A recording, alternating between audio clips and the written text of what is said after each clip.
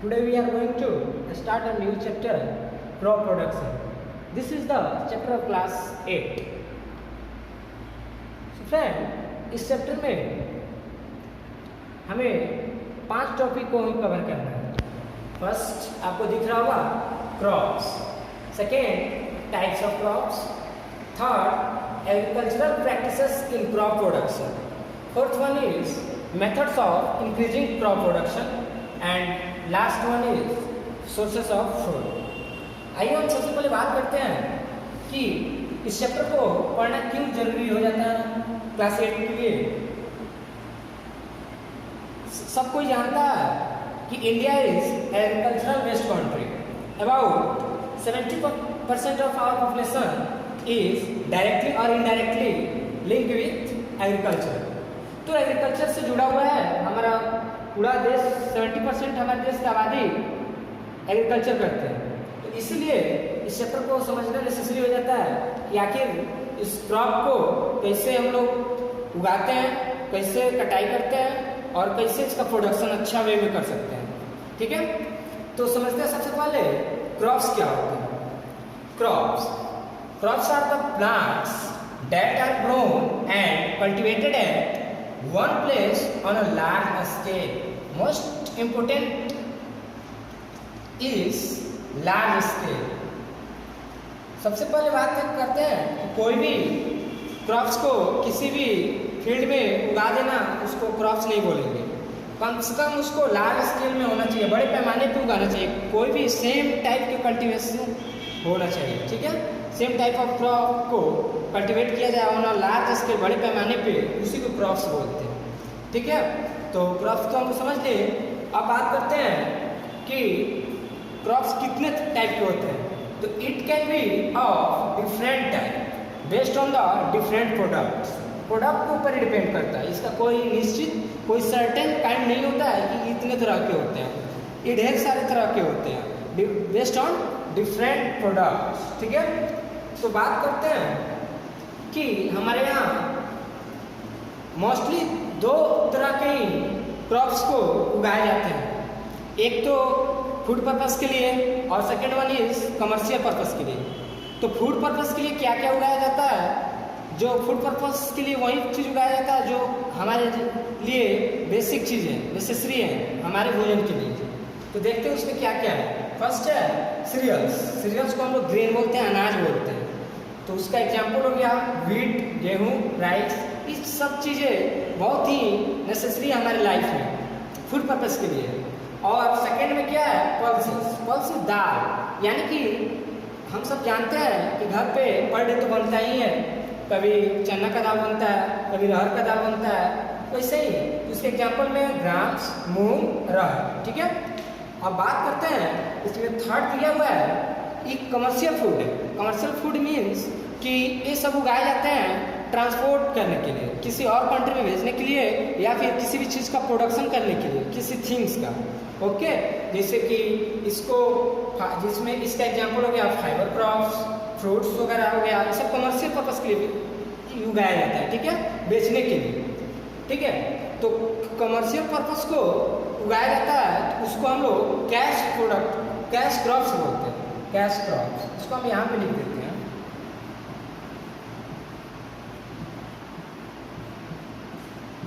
और जो चीज़ खाने के लिए उगाया जाता है उसको फूड क्रॉप्स बोलते हैं. और जो वो चीज़ कमर्शियल पर्पस के लिए उगाया जाता है उसको कैश क्रॉप्स बोलते हैं. ठीक है, इससे फ्रूट्स भी हो गया. फ्रूट्स भी मोस्टली हम कमर्शियल पर्पस के लिए ही उगाते हैं. अब देखते हैं क्रॉप्स के बेस्ड ऑन सीजन पे बेस्ड क्रॉप्स कितने तरह के होते हैं.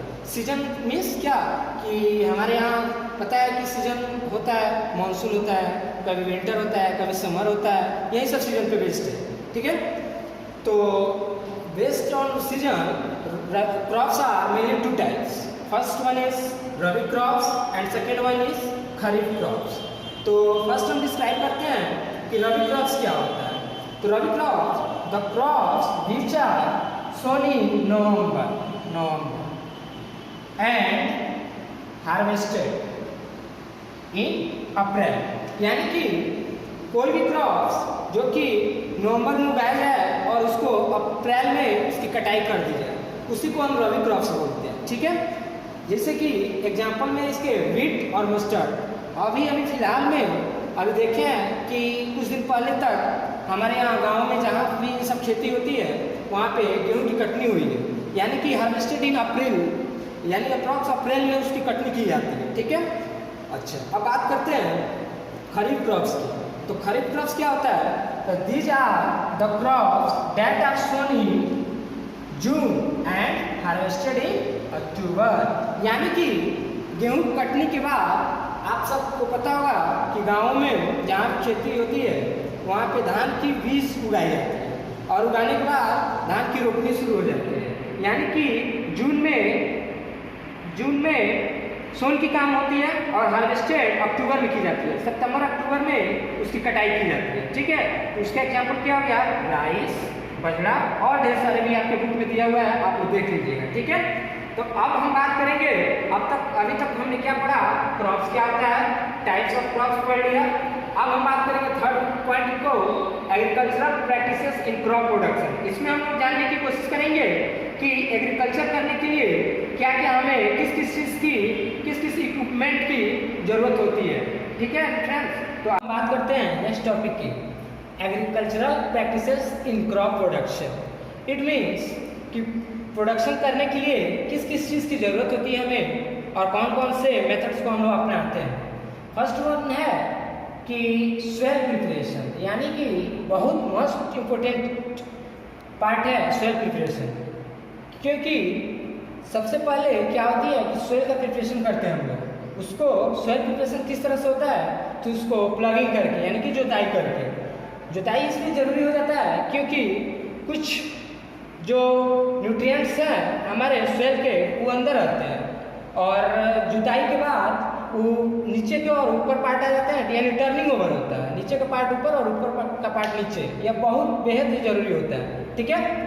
और बात करते हैं हम सेकेंड पार्ट की, यानी कि मैन्युअरिंग। मैन्युअरिंग का मतलब होता है कि खाद देना सॉइल में। अब सॉइल के पास बार बार उस एक ही सॉइल के पास से हम प्लांट्स को ग्रो करा रहे हैं, यानी कि उसके पास सॉइल के अंदर जितने भी फर्टिलिटी पावर है कम हो जाता है। और फर्टिलिटी पावर इसलिए कम हो जाता है क्योंकि उसके अंदर का सारा न्यूट्रिएंट्स खत्म हो जाता है। तो उसको इम्प्रूव करने के लिए हम सेकेंड स्टेप का यूज़ करते हैं, मैन्युअरिंग का। मैन्युअरिंग किस तरह से होता है? तो इसमें भी दो तरीके से किया जा सकता है। एक तो नेचुरली, यानी कि काऊ डंग से, कोई भी डिकेइंग मटेरियल से, और सेकेंड कैसे? तो वो फर्टिलाइजर के थ्रू, यानी कि फर्टिलाइजर केमिकल वेस्ट होता है, उसमें नाइट्रोजन और फास्फोरस और ढेर सारा भी न्यूट्रिएंट्स का अमाउंट ज़्यादा होता है उसमें, ठीक है। और हम बात करते हैं थर्ड स्टेप की। थर्ड स्टेप की बोल रहा है सोइंग सीड्स। अब तो सॉइल प्रिपरेशन हम लोग कर लिए, मैन्युअरिंग कर लिए, अब समय आती है कि बीज की बुआई की, यानी कि हम लोग सोइंग सीड्स में बीज की बुआई करते हैं। बीज की बुआई इस तरीके से किया जाता है ताकि कोई भी बीज ऊपर ना रह जाए, क्योंकि जब तक उस पर सॉइल ना पड़ेगा तब तक नहीं जम पाएगा बढ़िया से। तो इसीलिए उसको अच्छे से उसको डेप्थ में जाके उसको मतलब कि गहराई में जाके उसको हिलाते हैं, ठीक है। अब बात आती है फोर्थ स्टेप की, इरिगेशन। इरिगेशन भी एक बहुत बड़ा मेजर रोल प्ले करता है इस चीज़ में, क्योंकि मान लो कि फूड तो कोई भी क्रॉप ग्रो करना लगेगा, उसके ग्रोथ एंड डेवलपमेंट के लिए वाटर चाहिए ही। तो वाटर और सॉइल कहाँ से लाएगा? इसलिए इरिगेशन की ज़रूरत पड़ जाती है, तो इरिगेशन हम लोग करते हैं। अब इरिगेशन भी बहुत सारे टेक्निक से किया जा सकता है। किसी भी, एक तो कैनाल के थ्रू होता है, डैम के थ्रू भी होता है, ढेर सारा प्रोसेस है। तो आपकी बुक में दिया हुआ है, आप लोग पढ़ लीजिएगा। तो मतलब कि इरिगेशन भी बहुत बड़ा रोल प्ले करता है। और फिफ्थ स्टेप है वीडिंग एंड क्रॉप प्रोडक्शन, यानी कि अब क्रॉप का तो हम लोग मतलब कि इति कर देते हैं, उसको सोन कर देते हैं, बुआई कर देते हैं। अब उसके साथ क्या होता है कि उसके साथ साथ बहुत सारा उसके पास आसपास में खरपतवार जम जाता है उसके साथ साथ, तो उसको भी हटाना बहुत ज़रूरत हो जाता है। क्योंकि मान लीजिए अगर उसको ना हटाते हैं तो क्या होगा, उसी के साथ साथ बड़ा होगा और उसको अच्छा से मतलब कि ग्रो नहीं करने देगा, उसका डेवलपमेंट को रोक देगा।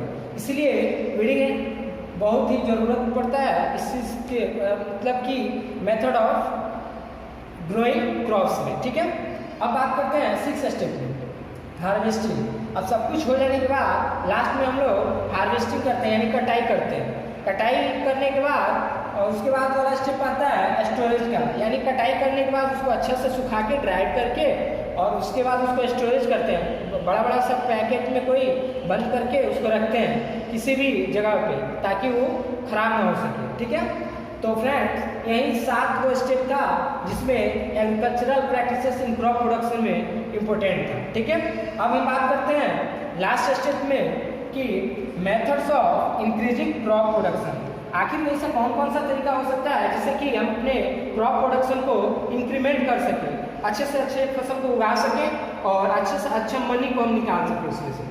ठीक है, तो इसमें भी 2-4 टॉपिक और स्टेप को डिस्क्राइब करते हैं। तो उसका फर्स्ट स्टेप है selection of improved varieties of seeds, crop rotation and mixed farming are some methods to increase crop production. यानी कि ये 2-3 चीज इसमें दिया हुआ है जो कि बहुत बहुत मोस्ट इम्पोर्टेंट है। ठीक है, तो सेकेंड स्टेप में आते हैं कि हाइब्रिडाइजेशन। हाइब्रिडाइजेशन क्या होता है? The process in which 2 or more varieties are used to get good variety of crop। अब क्या होता है ना कि हाइब्रिड, आप लोग सुने होंगे कि हाइब्रिड सीड का यूज किया जाता है खेती करने के लिए। हाइब्रिड सीड में होता क्या है, जनरली 2 अलग अलग डिफरेंट टाइप के क्रॉप को मिला के और एक सिंगल टाइप का सीड बनाया जाता है, जो कि वही हाइब्रिडाइजेशन, वही हाइब्रिड हो जाता है। हाइब्रिड सीड उसी को बोलते हैं और बहुत अच्छा ही क्वालिटी का वो सीड हो जाता है। तो वही बोल रहा है the process in which 2 or more varieties of are used to get good variety of crop. ठीक है, अब नेक्स्ट स्टेप की बात करते हैं मिक्स्ड क्रॉपिंग। यह क्या होता है? मिक्स्ड क्रॉपिंग को the method by which 2 different crop varieties are grown in the same field at the same time। अब देखिए बड़े बड़े जगहों पे जाइएगा ना, जहाँ जहाँ बहुत बहुत बड़ा बड़ा खेती होता है, जैसे पंजाब हो गया, हरियाणा हो गया, यहाँ की सब जगहों पे आप लोग जाइएगा तो वहाँ देखने को मिलेगा कि एक ही खेत में 2 वैरायटी के फसल को उगाया जाता है। एक तरफ व्हीट होगा तो एक तरफ बाजरा होगा, एक तरफ राइस होगा तो एक तरफ मस्टर्ड होगा। ये सब सारी चीज़ें उगाई जाती है एक ही फील्ड में। ठीक है, अलग अलग वैरायटी के क्रॉप को एक ही फील्ड में एक ही टाइम पे उगाया जाता है, उसी को मिक्स्ड क्रॉपिंग बोलते हैं। ठीक है, इसी का सेकेंड नेम हो जाता है मल्टीपल और डबल क्रॉपिंग बोलते हैं। मल्टीपल क्यों? क्योंकि एक ही साथ में मल्टीपल क्रॉप का खेती हम लोग कर रहे हैं, इसीलिए इसको मल्टीपल एंड डबल क्रॉपिंग बोलते हैं। अब हम बात करते हैं नेक्स्ट स्टेप की कि मेरा चौथा स्टेप, तो मेरा 3rd स्टेप तक हम लोग देख चुके हैं और 4th स्टेप क्या है?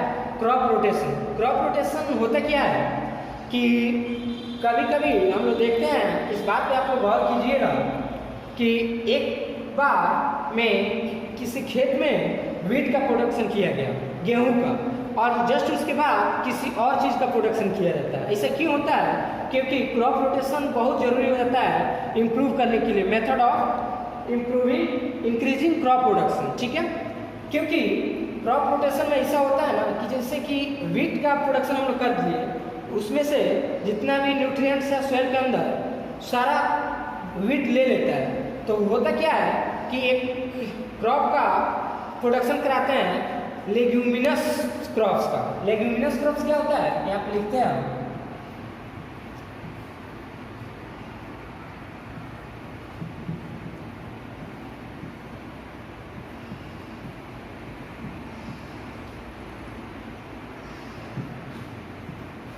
लेग्यूमिनस क्रॉप्स किसको बोलते हैं? कोई भी दाल की खेती होती है ना, उसी को लेग्यूमिनस क्रॉप्स बोलते हैं।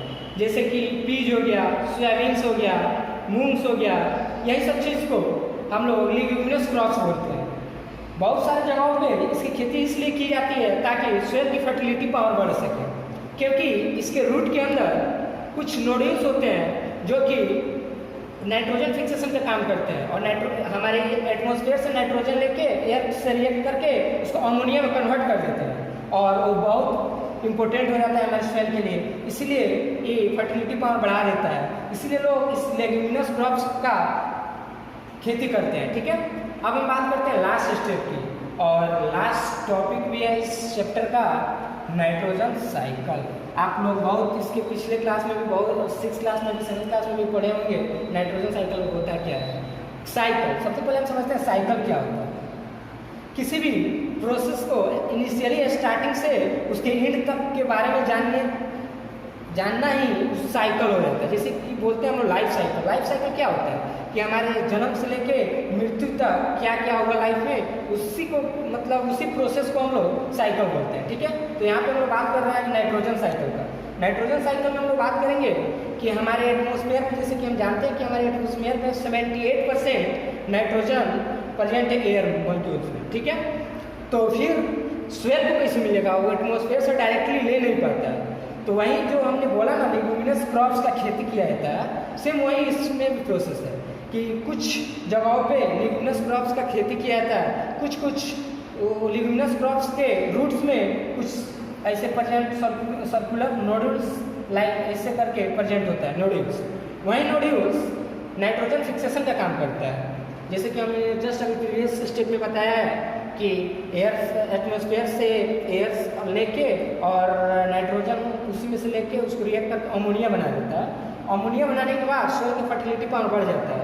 यही नोड्यूल्स उसी का काम करता है। ठीक है ना, तो नाइट्रोजन फिक्सेशन इसी के थ्रू होता है, किसी भी लेग्यूमिनस क्रॉप्स को प्रोडक्शन करके। ठीक है, तो नाइट्रोजन साइकिल में बेसिकली कुछ पढ़ना नहीं है। और लास्ट स्टेप मेरा बच जाता है वो है आपको sources of food. Sources of food तो आप लोग पढ़ लीजिएगा क्योंकि ज़्यादा कुछ टफ नहीं है इसमें, हम जहाँ तक हमको लगता है। और ना समझ में आए तो आप कमेंट बॉक्स में लिख के बताइएगा और नेक्स्ट वीडियो उसी पे बन जाएगा। और सो घर पे रहिए, सीख रहिए और स्टडी करते रहिए, क्योंकि एक्सपोर्ट स्कूल की तरफ से ऑनलाइन स्टडी मटेरियल प्रोवाइड कराया जा रहा है आपको घर बैठे बैठे, क्योंकि इस लॉकडाउन में तो कुछ हो नहीं पाएगा। तो आप अपना पढ़ाई जारी रखिए।